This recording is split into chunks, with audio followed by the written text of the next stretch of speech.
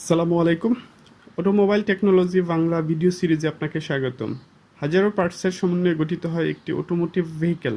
একটি গাড়ির প্রত্যেকটি পার্ট আলাদা আলাদাভাবে কাজ করে গাড়িকে সচল রাখে। কোন পার্ট কী কাজ করে, ড্যামেজ হলে কী ধরনের সিমটম দেখা দেয়, এর ফলে কী কী রিস্ক থাকতে পারে, এরূপ গুরুত্বপূর্ণ বিষয় নিয়ে আলোচনা করা হয়ে থাকে এই ভিডিও সিরিজে।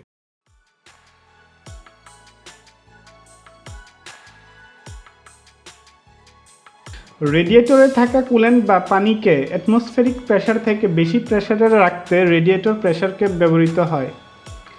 সেই সাথে এটি টু ওয়ে ভালভ হিসেবে কাজ করে। রেডিয়েটরে কুলেন্ট এর পরিমাণ ঠিক রাখে। নির্দিষ্ট প্রেসারের বেশি হলে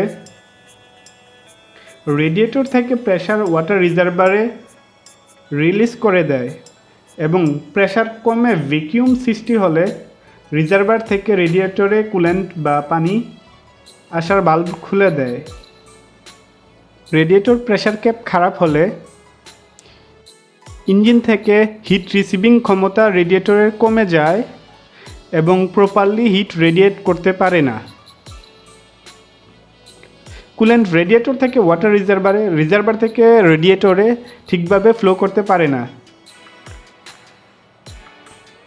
এর ফলে ইঞ্জিন ওভারহিট হতে পারে। ওভারহিটিংয়ের ফলে ইঞ্জিনের বড় ধরনের ড্যামেজ হতে পারে।